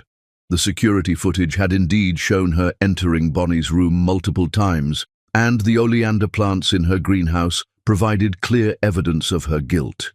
Andrew and Ashley, faced with the truth of their mother's crimes and their own complicity in framing Bonnie, quickly made arrangements to leave the city permanently. Eleanor, now fully recovered and more determined than ever, arrived at Bonnie's hospital room with her lawyer in tow. "My dear," she said, embracing Bonnie carefully, "I owe you my life, and I owe you the most sincere apology for what my family put you through." "You don't owe me anything," Bonnie said softly. "You've been nothing but kind to me." "Nevertheless," Eleanor smiled, "I want to make things right." She turned to her lawyer. "Execute the new will immediately. Bonnie and the baby are to receive equal shares with Finley. This family owes her a debt we can never fully repay." That afternoon, Finley helped Bonnie pack her few belongings as they prepared to leave the hospital and return home. Home. The word had never sounded so beautiful. "I have something to ask you," Finley said as he gently helped her into the wheelchair for discharge. "What? Will you marry me? Again, I mean. The right way this time, with my complete faith and trust, with my grandmother's blessing, and with no doubt in my heart about how much I love you." Bonnie smiled through her happy tears. "Yes, Finley Jasper, I'll marry you." As they prepared to leave the hospital, carrying their precious son and looking forward to a future free from the shadows of doubt and cruelty, a knock came at the door. Bonnie looked up to see two familiar figures standing hesitantly in the doorway, her father Michael and her stepmother Jessica. "Bonnie!" Michael's voice was small, ashamed.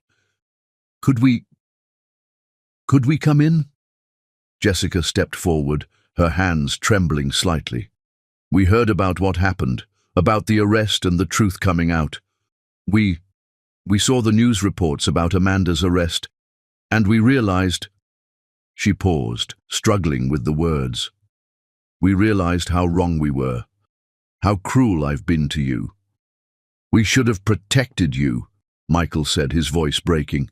When I saw those news reports, saw what you went through alone, I knew I had failed as a father. Can you ever forgive us? Bonnie looked at Finlay, who squeezed her hand supportively, then at their sleeping son, and finally at the two people who had caused her so much pain. Yes, she said quietly, her capacity for forgiveness as boundless as her capacity for love. Your family, you're always welcome in our lives. As the afternoon sun streamed through the hospital room windows, filling the space with golden light, their baby boy stirred slightly in his blanket and made the softest, most contented sound. The gentle murmur filled the room with hope, washing away the last shadows of doubt and fear. Bonnie looked around at the faces surrounding her, Finlay's eyes bright with love, Eleanor's expression warm with approval, even Michael and Jessica's faces soft with hope for redemption. This was her family now, complicated, imperfect, but bound together by love and forgiveness rather than obligation and tradition. And as their son continued to rest peacefully in his father's arms, Bonnie knew that whatever challenges lay ahead, they would face them together as a family built on truth, trust, and the kind of love that could survive any storm.